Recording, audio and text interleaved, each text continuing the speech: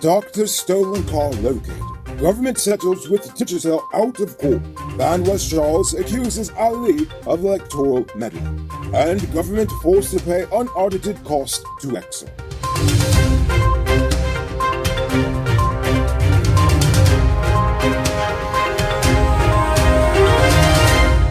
Happy Diwali, Guyana. I am Enrico Bulford and welcome to tonight's edition of Uncut News. Do you see news happening? Send us a tip on WhatsApp at 592-659-6151. Early this morning, the cops recovered Dr. Colin Roach's stolen SUV. The police said the vehicle was left abandoned on the Schooner public road on the west bank of Demerara. The car's license plate and the keys are missing. They dusted the car for fingerprints, but investigators believe that it was already wiped clean. Nothing else was recovered from the vehicle. Investigators were able to positively identify the main suspect based on CCTV video footage from buildings around the doctor's Duke Street office in Georgetown. The suspect is reportedly someone who is known to the doctor and his staff, and it is suspected that he was the one to have stolen the vehicle as well. Yesterday afternoon, one plainclothes officer fatally shot 16-year-old Sidel Bourne after the would-be thief attempted to rob the officer's wife whilst the couple was shopping at the Starbrook Market. He had attempted to grab the woman's gold chain from around her neck when the officer shot him. The boy's two other accomplices are still on the run. The government has discontinued its court case against Digicel, which it had accused of unlawfully using spectrum and owing the state $2 billion in license fees. According to non-law, the two were able to reach an out-of-court settlement. However, he did not say how much the government settled for. But I'm pretty sure it's not $2 billion, it's probably nowhere near as much. So Digicel saves money, the government saves face, and the taxpayer is the one left holding the bag. The High Court has ordered the GRA to give up an unnamed individual's tax information so they can continue a money laundering investigation, presumably against said unnamed individual. That's basically all the information the police divulged on this multi-million-dollar money laundering case. Are you one of the chosen few that benefits from duty-free? Good for you! Check out these amazing vehicles that just arrived at Best Buy Auto Sales. This 2016 Toyota Harrier Grand Sport Edition, this 2014 Range Rover Evoque, and this 2016 Lexus RX 200T are all on sale. They're all fully loaded and come with all modern features. Call or WhatsApp 662-0844 for more info, or visit their showrooms at Lot 171 Bidiroshi, Queenstown, or Lot 2 Lama Street, and tell them Rico sent you to get in on this sweet deal. The race for the next leader of the PNC is still heating up, with almost every geriatric PNC member having thrown their hat into the ring.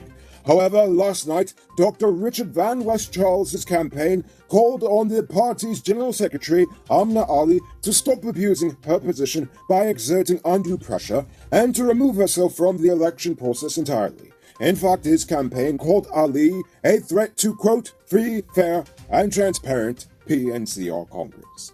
One of the candidates of the party that just got accused of conspiring to rig a national election is now expressing his concerns of possible rigging of their internal election. The jokes just write themselves. On Wednesday, Kanu discovered 872 grams of marijuana hidden among rubbish and green vegetation during an operation conducted at Durban Bacalands in Georgetown. In a brief statement on the operation, Kanu explained that they are currently targeting narcotic operations and they're targeting the persons that are engaged in selling as well as distribution of narcotics from stands, shops, and other roadside areas. So basically, they're giving the cocaine cowboys a rest so they can focus on the small-time weed dealers. Yes, because that's really where all the crime is happening. 34-year-old hitman Lyndon Lewis is currently appealing his murder conviction and death sentence. Last month, Lewis and Bibi Nazila Habibuddin were found guilty of murdering Bibi's father, Habibuddin. That's his only name, and that apparently happened in 2007.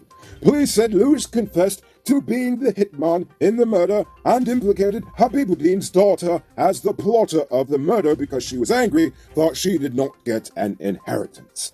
Despite the guilty verdict, they had maintained their innocence. While Lewis is appealing the conviction, Bibi has not as yet. So, you hope to never have to replace the parts on your truck, right?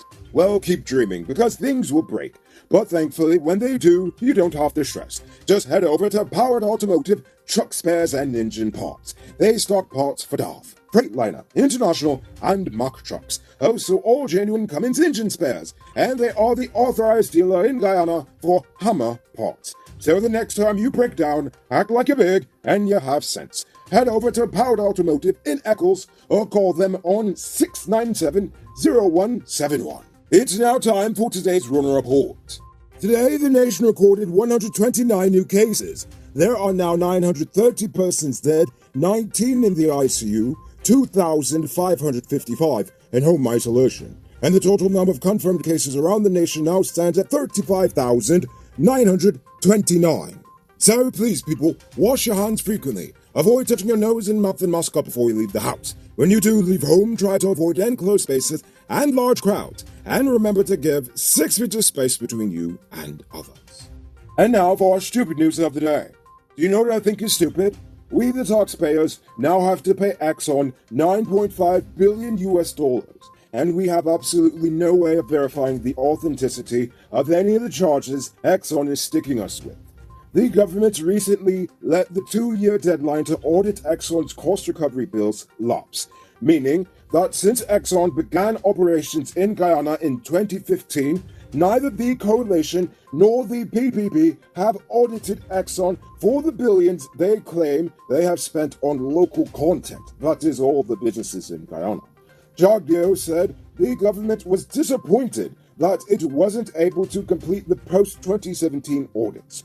According to him, local auditing firms did come forward to offer their skills to the government, but he claimed that they did not have enough capacity to audit Exxon. So they will consider partnering with some of these firms with other foreign entities in the future, whatever that means.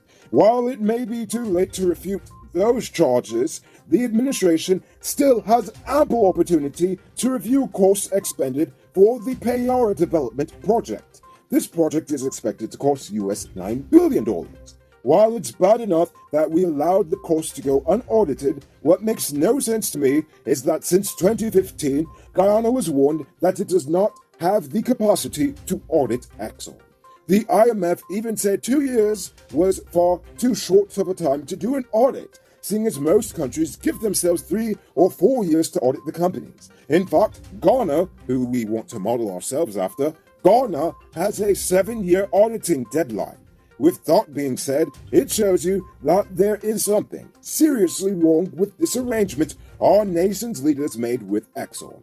Well, the CEO of Hess just bragged last week about how easy and efficient the oil contract was for them. And it seems like Kaito News is the only publication with enough gall to keep this in the public's mind. And if you ask me, I think that is pretty stupid. You can multiply your cash by selling Digicel Top-Up. This is a legit way you can earn some extra money at your business or to supplement your side hustle. Become a top-up vendor quick and easy through Cellular Plus. Call them on 685-3109 for more info. Moving on to our Uncut News Views poll question of the day. Every day we pose a question about current events in Guyana, the region, the diaspora, and how you feel it relates to us. So you give your responses in the comments, and we'll read the best ones in the following episode. Yesterday's question was, what is something that is newsworthy that you feel the mainstream news isn't covering? Raj Mohan says they need to cover tracking and tracing of the coronavirus in persons who take the vaccine and still get the virus. Safety is the #1 priority. Transparency and accountability is vital for Guyanese safety and well-being. Check the CDC website. How many are dead from the side effects from the vaccine? You are absolutely right. In the name of science and accountability, that is something that we need to be tracking. So for tonight's question, do you think it was right for the government to settle out of court with Digicel, or should they have demanded that we get the full $2 billion from them? Think about that question and tell us in the comments below. If your response is good enough, we just might feature it in the next episode. Anyway, that's all the time we have for tonight, and check us out tomorrow for another. Until then, I'm Rico Bulford saying, have a great Diwali, let the light shine through the darkness, and of course, have a great evening. Hi, Uncut News viewers. Thanks for watching. You can subscribe by clicking on this button over here, or click over there for more news. You can also drop a comment to let me know if you've made it to the end of the video. Goodbye for now.